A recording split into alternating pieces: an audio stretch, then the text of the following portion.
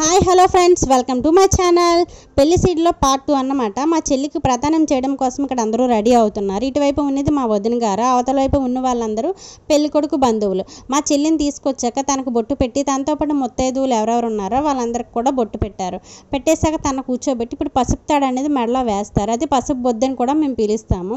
అది వేసేసాక బొట్టు పెట్టి తిని మా ఇంటి పిల్ల అని కూడా అంటారు. మా ఇంటి పిల్ల అంటే మా కోడలని అర్థం. మా సైడ్ అయితే ఆల్మోస్ట్ ప్రధానం అయితే హాఫ్ పెళ్ళి అయిపోయినట్టే మా సైడు.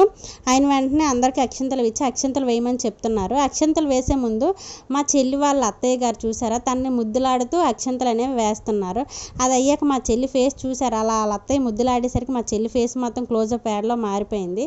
ఆయన వెంటనే ప్రధానం తీసుకొచ్చినవన్నీ తన చేతిలో పెట్టారు. పెట్టిన వెంటనే తీసేస్తారు, ఎందుకంటే ఎక్కువసేపు మొయ్యలేదేమో అని వాళ్ళ కోడలని చెప్పి వాళ్ళ అత్తయ్య వెంటనే తీసేశారు.